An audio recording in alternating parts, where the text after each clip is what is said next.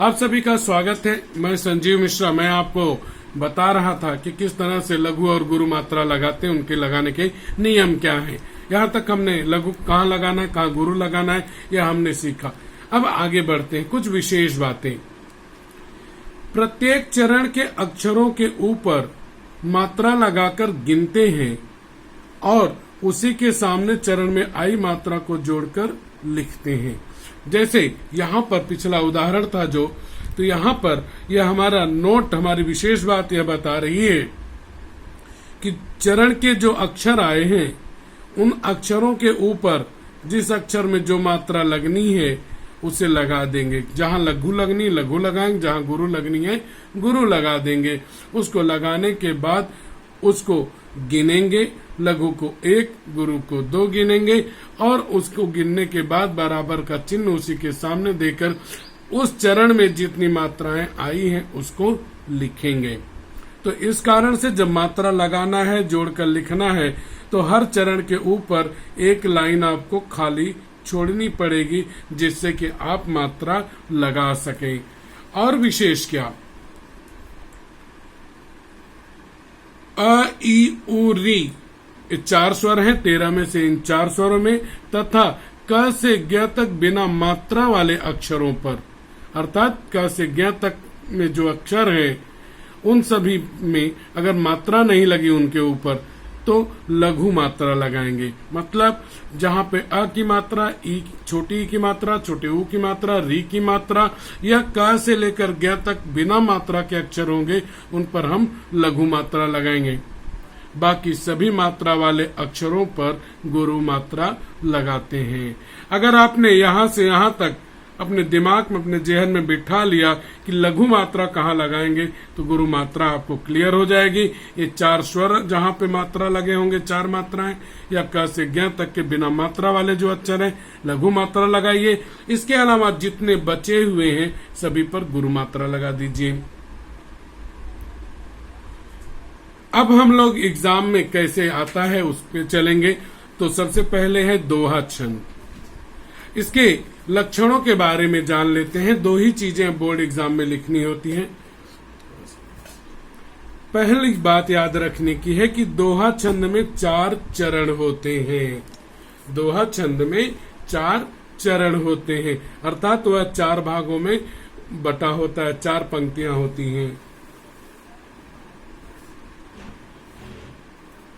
दूसरी बात, इसके पहले और तीसरे चरण, जिसे आप प्रथम या तृतीय कहते हैं, प्रथम और तृतीय चरण, विषम चरण में 13 मात्राएं होती हैं। मतलब यह बात आपको याद रखनी पड़ेगी, यह बात याद रखनी पड़ेगी कि दोहा में 4 चरण होंगे और पहले और तीसरे चरण में 13 मात्रा आनी चाहिए। मात्रा कैसे लगाते हैं वो हमने जाना है। इसके अलावा दोहा के दूसरे और चौथे चरण में, यानी द्वितीय और चतुर्थ चरण में 11 मात्राएं होंगी। तो ये 3 बातें याद रखनी है कि 4 चरण होंगे दोहा में, पहले और तीसरे में 13 मात्रा आएगी, दूसरे और चौथे में 11 मात्रा आएगी। अब हम लोग इस बात को बैठा लिए हैं दिमाग में कि इतना होगा, इतनी मात्राएं आएंगी। लगाकर चेक करते हैं कि क्या सच में इतनी मात्राएं आती हैं। तो यहाँ पे मात्रा लगाते हैं। रहीमन, र पे कोई मात्रा नहीं लगी है, क से ज्ञ तक का अक्षर है तो हम जानते हैं इस पे लघु मात्रा आएगी। ह पे छोटी ई लगी है और अ, ई, उ, री ये लघु मात्रा लगती है तो यहाँ पे लघु मात्रा। म पे कोई मात्रा नहीं लगी है तो इस कारण से लघु मात्रा। न पे कोई मात्रा नहीं है इस कारण से लघु मात्रा। धा, अब धा में अगर आप देखें, ध और आ की मात्रा लगी है इस कारण से जिसमें आ की मात्रा है उस पे गुरु मात्रा। गा में भी वही चीज, गुरु मात्रा। प्रेम, आपको याद होगा कि अगर नीचे से र लिखा है तो लघु मात्रा, लेकिन प के ऊपर एक ही मात्रा है और हमें अच्छे से पता है कि एक की मात्रा, ए की मात्रा जहां है वहां पे गुरु मात्रा। म पे कोई मात्रा नहीं है इस कारण लघु मात्रा लगाएंगे। अब यहाँ पे का पे आ की मात्रा है, गुरु मात्रा लगाएंगे। अब इसको जोड़ेंगे, 1 2 3 4 4 में 2 जोड़ेंगे 6, 6 में 2 जोड़े 8, 8 में 2 जोड़ेंगे 10, 10 में 1 जोड़ा 11, 11 में 3 जोड़े 13। तो हमें पता है कि यह पहला चरण है। इस पहले चरण में इस तरह से मात्रा लगा लेनी है और उसके बाद जोड़कर लिख देना है कि कुल कितनी मात्राएं आई हैं। एक बुद्धिमान बच्चा यह जान जाता है कि यह दोहा ही है। क्यों? क्योंकि उसको पता है कि जिसके पहले और तीसरे चरण 13 मात्रा आई तो वहां पे दोहा होता है। पहले में 13 आया तो तीसरे में भी 13 आएगा। तो हम लोग देख लेते हैं पहले तीसरा चरण, ये पहला हुआ, दूसरा तीसरा चरण। इसमें मात्रा यहाँ पे गुरु मात्रा आएगी क्योंकि बड़ा ऊ लगा है। फिर से एक ही मात्रा है तो गुरु मात्रा, एक ही मात्रा गुरु मात्रा। वहां पे छोटी की मात्रा है, इस कारण लघु मात्रा बिना मात्रा का है, लघु मात्रा लगाएंगे। न पे गुरु मात्रा लगी, न पे आ की मात्रा है, गुरु मात्रा। जहाँ पे छोटा ऊ है, छोटा ऊ जहाँ लगा है वहाँ लघु मात्रा, और ड पे एक ही मात्रा है तो गुरु मात्रा। जोड़ लेते हैं 2 2 4 6 1 7 8 2 10 11 2 13। तो क्लियर हो गया यहाँ पे कि जिसके पहले और तीसरे चरण 13 मात्राएं हैं वो दोहा छंद है। यहाँ पे पहले और तीसरे में 13 है मात्रा, 13 मात्रा है, इस कारण ये दोहा छंद होगा। और देख लेते हैं क्या दूसरे और चौथे चरण में 11 मात्राएं हैं। लगाते हैं लघु, लघु क्यों आया? क्योंकि कोई मात्रा नहीं। गुरु, गुरु, गुरु गुरु क्यों आया? क्योंकि ओ की मात्रा पे गुरु की मात्रा लगाते हैं और यह मैं बता चुका हूं। लघु, लघु, गुरु, लघु, लघु क्यों इन दोनों में? और यहाँ पे क्योंकि कोई मात्रा नहीं लगी है। क पे आ की मात्रा इसलिए गुरु। जोड़ते हैं 1 2 4 2 6 1 7 8 2 10 1 11, एकदम बराबर है। दूसरे चरण में 11 मात्रा आई। अब चौथे चरण में देखते हैं। ज पे छोटा ऊ है, लघु मात्रा। ड़ पे एक ही मात्रा है तो गुरु मात्रा। ग पे चंद्र बिंदु है तो लघु मात्रा आनी चाहिए, लेकिन आ की मात्रा भी ग में लगी है इसलिए गुरु मात्रा। ठ कोई मात्रा नहीं, लघु मात्रा। प पे लघु मात्रा क्योंकि कोई मात्रा नहीं। र पे छोटी की मात्रा है इसलिए लघु मात्रा। ज पे आ की मात्रा गुरु मात्रा। या पे कोई मात्रा नहीं, लघु मात्रा। जोड़ लेते हैं, टोटल करते हैं 1 और 2 3 3 2 5 1 6 1 7 1 8 2 10 1 11। अब यहाँ पे देखें तो नियम सत्यापित हुआ कि पहले और तीसरे में 13, पहले और तीसरे में 13, दूसरे और चौथे में 11, दूसरे और चौथे में 11 मात्राएं। तो छंद कौन सा हुआ? दोहा छंद हुआ। अब एग्जाम में कैसे लिखना है वो जानते हैं। प्रश्न इस तरह से होगा, उपर्युक्त कविता को पढ़कर प्रश्नों के उत्तर लिखिए, 2 मार्क के लिए आएगा। अब उपर्युक्त कविता, ऊपर की कविता हमने अभी अभी देखी, वह कविता कौन सी थी? यही रही मन धागा प्रेम का, मत तोड़ो चटका, टूटे से फिर ना जुड़े, जुड़े गांठ पर जाए।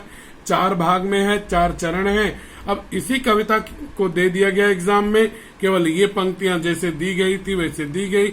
अब आपसे प्रश्न किया जा रहा है, कोई 2 प्रश्न इनमें से आएगा कि उपर्युक्त कविता को पढ़कर प्रश्नों के उत्तर लिखिए। 2 प्रश्न होंगे। अब इसमें पूछ रहा है प्रथम अर्थात पहला तथा द्वितीय अर्थात दूसरा चरण की मात्राएं डॉट डॉट डॉट है, मतलब रिक्त स्थान की पूर्ति करो। पहले और दूसरे में हम लोग देख लेते हैं कि हमने मात्रा लगाई है। पहला ये है, उसमें 13 है, दूसरा ये है, इसमें 11 है। हमारा काम केवल इतना है कि इतना लिख करके हम लिख देंगे 13 11। इसी तरह से अगर देखेंगे तीसरे और चौथे चरण की मात्राएं, तो तीसरे में 13 मात्रा आई थी, चौथे में 11। कोई भी 2 प्रश्न आएगा, कोई भी 2 प्रश्न रहता है एग्जाम में। यहाँ पे प्रथम तथा तृतीय चरण, अगर पहला और तृतीय चरण, तीसरा चरण देखेंगे तो वहां पे 13 मात्राएं आई हैं। इसी तरह द्वितीय तथा चतुर्थ चरण की मात्राएं, तो वहां पे 11 मात्रा। अब इनमें से, इन चारों में से कोई एक प्रश्न आपको मिलेगा एग्जाम में और वहां पर उसका उत्तर आपको इस तरह से लिखना होगा, कोई एक रहेगा। और दूसरा प्रश्न यह फिक्स प्रश्न है, यह डॉट डॉट डॉट छंद है, यानी छंद का नाम। और हमें पता चल गया कि जिसके पहले तीसरे में 13 है, दूसरे चौथे में 11 है, तो छंद कौन सा? दोहा छंद। बस इतना लिखना है, 1 मार्क इसका और 1 मार्क इनमें से किसी का। अगले में जाते हैं। अब यह हुआ कि जैसा मैंने कहा था कि दोहा और सोरठा ऐसे हैं, उनमें 4 भाग होते हैं, अलग अलग 4 चरण होते हैं। कभी कभी उसमें 2 ही चरण में चारों चरण होते हैं, जैसे ये उदाहरण मैंने दिया है। प्रश्न वही है, कविता को पढ़कर उत्तर लिखिए। कथनी मीठी खांसी करनी विष की लोय। अब यहाँ पे अल्पविराम है, 2 भाग यहीं पे एक ही लाइन में लिखे गए, तो वहां डाउटफुल नहीं होना, कंफ्यूजन नहीं आनी है। यह ऊपर नीचे नहीं लिखकर एक ही लाइन में लिखा गया। यह किस में होगा? दोहा और सोरठा में।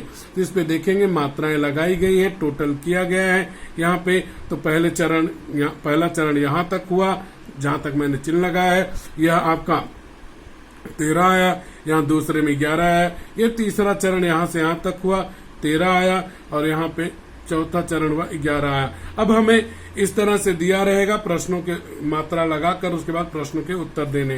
तो पहले तथा दूसरे चरण की मात्राएं डॉट डॉट है। अब पहला चरण ये है, दूसरा ये है। तो पहले चरण की मात्रा हम लोग देखते हैं। पहले में हमें पता है 13 आई है, और दूसरे में देखेंगे तो 11 आई है। तीसरे में 13 और चौथे में 11, तो लिख देते हैं तीसरे और चौथे में 13, 11। इसी तरह प्रथम तथा तृतीय चरण की मात्राएं, वह भी अगर आप देखेंगे तो पहला और तीसरा चरण है, तो 13, 13। द्वितीय तथा चतुर्थ चरण की मात्राएं, तो द्वितीय और चतुर्थ ऐसे मत देखिएगा कि पहला चरण, दूसरा चरण, तीसरा, चौथा। ये गलत है। पहला, दूसरा, तीसरा, चौथा। तो दूसरे और चौथे में 11, 11 हम लोगों ने लिख दिया, 11, 11। अब यहाँ पे छंद का नाम लिख देते हैं। तो हमें पता ही है कि पहले तीसरे में 13 मात्रा आई और दूसरे चौथे में 11, तो वह छंद कौन सा? दोहा। अब सोरठा छंद की तरफ चलते हैं हम लोग। सोरठा छंद में 4 चरण होते हैं, जैसे दोहा में होता है। सोरठा छंद के प्रथम, पहले और तृतीय, तीसरे चरण में 11, 11 मात्रा। कंफ्यूज ना होइएगा। दोहा में कितना था पहले और तीसरे में? 13, 13। लेकिन सोरठा में कितना? 11, 11 मात्रा। और सोरठा छंद के दूसरे और चौथे चरण में 13, 13 मात्राएं होंगी। तो ध्यान रखिएगा, यह दोहा का उल्टा है। अब देखते हैं, उसके उदाहरण देख लेते हैं हम लोग। जान गौर अनुकूल, सिय ही हर्ष न जात कही, मंगल मंजुल मूल, बाम अंग फरकन लगे। अब यहाँ पे मात्राएं लगाई गई हैं, आप चेक कर सकते हैं। पहले में 11 आई है, दूसरे में 13, तीसरे में 11, चौथे में 13। आप मात्रा लगाएंगे तो आपको मिलेगा। इस तरह से अब इतना दिया रहेगा एग्जाम में, मात्रा लगाकर आपको इनमें से 4 प्रश्नों में से कोई एक प्रश्न होगा, 5 में से एक। तो अब यहाँ पे हम लोग उत्तर लिखते हैं। वह प्रश्न है, प्रथम व तृतीय चरण की मात्रा। तो पहला चरण है, तीसरा चरण। तो यहाँ पे कितना मिला? पहले और तीसरे में 11, 11। द्वितीय व चतुर्थ चरण की मात्रा, द्वितीय यह है, चतुर्थ यह है, तो 13, 13 मात्रा। इसी तरह से प्रथम व द्वितीय चरण की मात्रा, तो प्रथम 11, द्वितीय 13, वह लिख देंगे। तृतीय व चतुर्थ चरण की मात्राएं, तो तृतीय और चतुर्थ, तो वह भी लिख देंगे 11 और 13।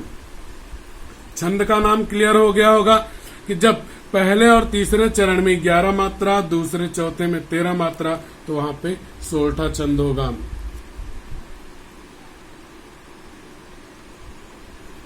क्लियर?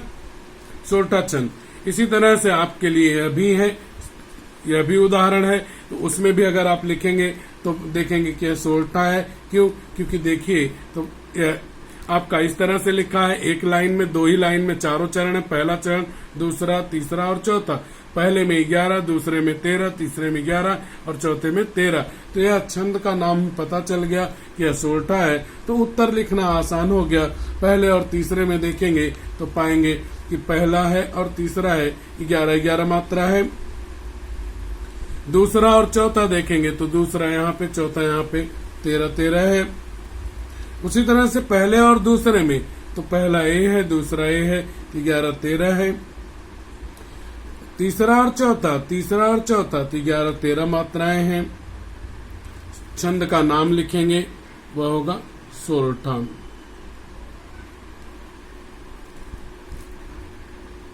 आगे बढ़ते हैं। अंतिम में 3 ही छंद आपको बोर्ड एग्जाम में है। तीसरा है चौपाई छंद। चौपाई छंद में 4 चरण होते हैं, जैसे दोहा और चौपाई हुआ, 4 भागों में या बटा होगा, 4 पंक्तियां होंगी। इसके सभी चरणों में 16-16 मात्राएं होती, मतलब एक चरण में मात्रा आप लगा दिए 16 आ गया, तो सभी चरणों में मान लीजिए कि 16 मात्रा होगी।